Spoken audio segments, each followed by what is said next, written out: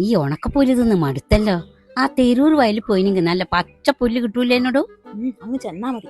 ആടെയെല്ലാം ചെത്തിക്കൊരു വൃത്തിയാക്കിയിടൂ. അതെന്തിനാ? കാർണിവെല്ല് വരുന്നു പോലും. കാണിവല്ലോ?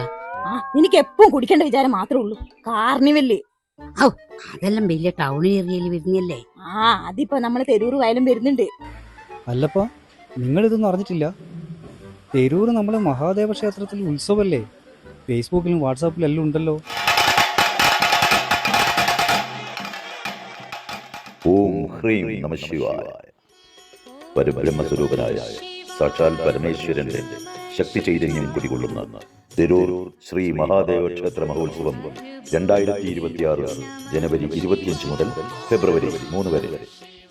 ധ്വജപ്രതിഷ്ഠാ കലശവും കൊടിയേറ്റ മഹോത്സവവും വിവിധ ദേശവാസികളുടെ കലവറ നിറക്കൽ ഘോഷയാത്രയും അങ്ങനെ ഒരു ഗ്രാമോത്സവത്തിന്റെ പ്രതിച്ഛായ പരത്തി നാട്ടിന്റെ നന്മയും ക്ഷേമവും ഐശ്വര്യവും സാർത്ഥകമാക്കുന്നതിനുള്ള ഉത്സവ കാഴ്ചകളുടെ അണിയറ ഒരുക്കങ്ങൾ പൂർത്തിയായിരിക്കുന്നു. ഓം ശിവം ശിവകരം ശാന്തം ശിവാത്മാനം ശിവോത്തമം ശിവമാർഗ പ്രണയതാരം പ്രണതോസ്മി സദാശിവം. ഓം നമഃശിവായ.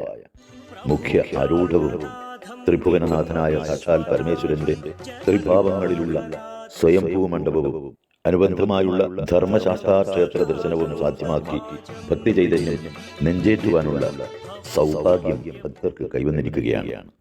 ഉത്സവാരംഭം മുതൽ പര്യവസാനം വരെ ഭക്തി നിർഭരവും ആസ്വാദ്യകരവുമായ വൈവിധ്യപൂർണമായ പരിപാടികളാണ് സംഘാടകർ ഒരുക്കിയിട്ടുള്ളത്. എല്ലാവരെയും ഉത്സവ നാടുകളിലേക്ക് സഹർഷം സ്വാഗതം ചെയ്യുന്നു.